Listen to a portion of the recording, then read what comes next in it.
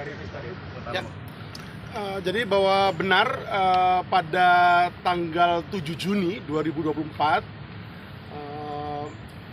korban ataupun pelapor yang juga sebagai korban seorang selebgram atas nama RY atau dikenal dengan Ria Ricis melaporkan dugaan tindak pidana di bidang ITE terkait dengan pengancaman yang diterima oleh yang bersangkutan, dan itu disampaikan ke manajer ataupun asisten daripada pelapor ataupun korban dari dua nomor HP yang melakukan atau yang juga melakukan pengancaman terhadap pelapor ataupun korban ini.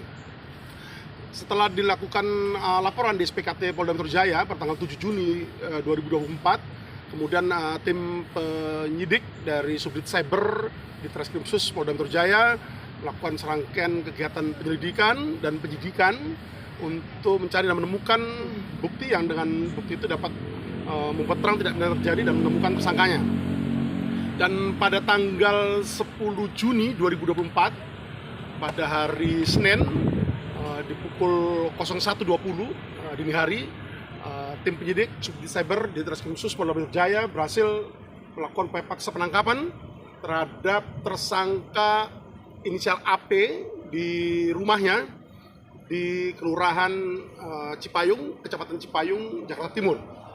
Dan kemudian dilakukan dibawa ke Mako ataupun kantor tim penyidik Subdit Cyber di Treskrimsus Polda Metro Jaya untuk dilakukan penyidikan lebih lanjut atas dugaan tindak pidana yang terjadi.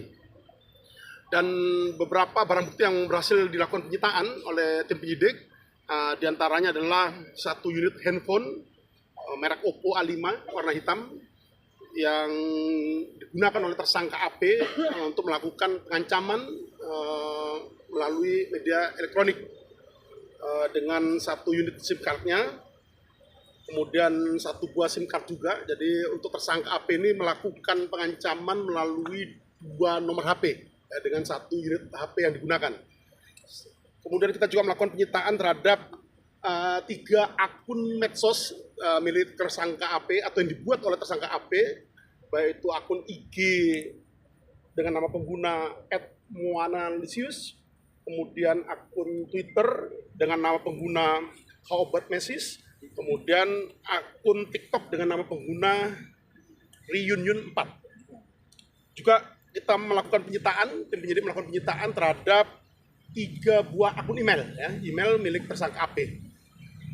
Adapun pasal yang dipersangkakan terhadap tersangka AP, yang pertama adalah pasal 27B ayat 2 Undang-Undang Nomor 1 Tahun 2024 tentang perubahan kedua atas Undang-Undang Nomor 11 Tahun 2008 tentang informasi dan transaksi elektronik, junto pasal 45 dan atau pasal 30 ayat 2 junto pasal 46 dan atau pasal 32 pasal 32 ayat 1 junto pasal 48 Undang-Undang ITE, di mana untuk pasal 28B adalah terkait dengan setiap orang yang dengan sengaja dan tanpa hak atau melawan hukum mendistribusikan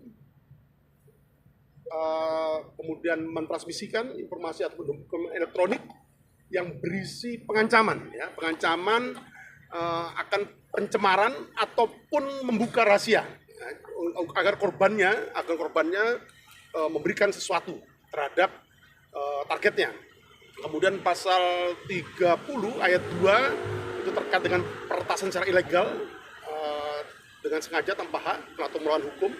Dan kemudian pasal 32 ayat 1 ayat 2 terkait dengan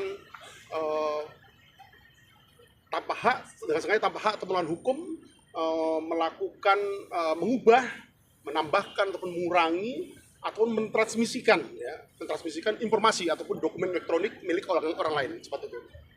Ya, terhadap tersangka AP sendiri, pasca dilakukan upaya paksa penangkapan, kemudian dilakukan serangkaian kegiatan pemeriksaan atau permintaan keterangan terhadap tersangka AP, dan pada pukul 20.00 pada hari Senin tanggal 10 Juni 2024 tersangka AP kemudian dilakukan penahanan di Rutan Polda Metro Jaya untuk kepentingan penyidikan lebih lanjut.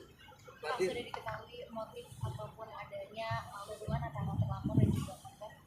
Jadi sementara ini untuk motif daripada tersangka AP dalam melakukan tindak pidana terjadi, yaitu berupa pengancaman terhadap pelapor atau dalam hal korban sendiri, itu sementara ini adalah motifnya adalah ekonomi. Motifnya adalah ekonomi, di mana untuk tersangka AP ini modus operandi yang dilakukan adalah melakukan akses ilegal, ya, meretas sistem elektronik yang berisi informasi ataupun dokumen elektronik pribadi milik pelapor atau dalam hal ini adalah korbannya sendiri, dan kemudian informasi ataupun dokumen elektronik pribadi milik korbannya ini digunakan untuk melakukan pengancaman, ya, pengancaman melalui media elektronik kepada korbannya yang dilakukan itu melalui perantara manajer ataupun asisten korban untuk meminta korbannya memberikan uang sebesar 300 juta rupiah terhadap tersangka. Adapun untuk uang yang diminta oleh tersangka AP terhadap korbannya ini belum sempat diberikan, namun kemudian tersangka ini baru pada batasan mengakses secara ilegal sistem elektronik milik korban ini yang berisi informasi maupun dokumen elektronik milik korban, kemudian diupload di 3 akun medsos milik tersangka AP, baik itu IG maupun Twitter termasuk TikTok. Dan kemudian tersangka melakukan screenshot terhadap 3 akun yang dibuat oleh tersangka AP ini, yang dibuat private, kemudian dikirimkan kepada manajer ataupun asisten daripada pelapor ataupun korban ini untuk melakukan pengancaman terhadap korban untuk memberikan uang sebesar 300 juta rupiah. Dia bakal jadi Ria Ricis, kenapa Pak? Apakah dia hatersnya Ria Ricis atau emang random? Gimana? Alasan ada hubungannya nggak Pak? Sebagai korban, ini penyidikan masih terus berlangsung, rekan-rekan sekalian. Nanti akan kita update perkembangannya. Namun tentu saat ini motif dari tersangka AP untuk melakukan pengancaman ini, peretasan kemudian dijadikan bahan untuk melakukan pengancaman terhadap korban ini, sementara ini motifnya adalah ekonomi. Dokumen apa Pak yang diancamnya Pak? Dokumen foto atau apa? Ya, berupa foto maupun video, ya, berupa foto ataupun video yang merupakan informasi atau dokumen elektronik pribadi milik saudara RY dalam ini adalah pelapor ataupun korbannya sendiri atau yang dikenal dengan Ria Ricis. Pak, itu videonya video apa Pak? Video lagi nge-gym atau video apa Pak? Sementara ini baru itu yang bisa kita sampaikan rekan-rekan sekalian. Yang jelas adalah materinya adalah informasi ataupun dokumen elektronik pribadi, ya, milik dari pelapor ataupun korban RY. Pak, ini kan berarti yang bersama Pak. Background tersangka sendiri itu apa dia? Dia mahasiswa kerja atau Oh, tidak bekerja. mahasiswa Pak? AP itu mantan atau pernah dekat sama si korban ini Pak? Untuk sementara ini tidak bekerja, rekan-rekan sekalian. Nanti kita akan update setiap perkembangan yang didapatkan dari hasil penyidikan yang dilakukan. Tapi yang jelas pada tanggal 10 Juni 2024 dini hari pukul 01.20 untuk tersangka AP sudah dilakukan penangkapan, dan pada pukul 20.00 dilakukan penahanan di rutan Polda Metro Jaya. Pak AP sendiri sudah mengenal Ria Ricis atau tidak Pak? Video atau foto bukan merupakan video atau foto shoot itu betul Pak? Yang jelas adalah informasi dokumen elektronik pribadi milik pelapor atau korbannya. Pak AP sendiri sudah mengenal Ria Ricis atau tidak mengenal? Ya, ini Sebelumnya. baru dini hari tadi kita lakukan penangkapan, dan saat ini pemeriksaan masih terus dilakukan terhadap tersangka AP. Nanti perkembangan lebih lanjut akan kita sampaikan kepada rekan-rekan media. Tadi kan disampaikan tadi atau dini hari kemarin Pak? Dini hari pukul 01.20. Selasa ya Pak ya? Masuk ya Selasa. Senin pukul 01.20. Senin dini Tadi hari. kan melakukan illegal access, artinya ini dia mengambil handphone tersebut atau model yang kayak klik link gitu Pak Dir?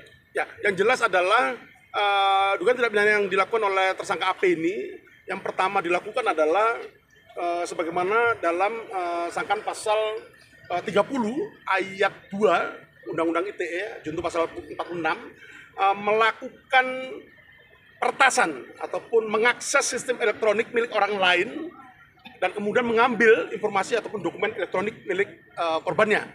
Selanjutnya di pasal 32 ayat 1 Undang-Undang ITE, di sana kemudian tersangka kemudian mentransmisikan informasi dokumen elektronik milik korbannya, dan itu kemudian dijadikan bahan untuk melakukan pengancaman, ya, pengancaman untuk dengan maksud melakukan pencemaran ataupun dengan maksud membuka rahasia daripada korbannya.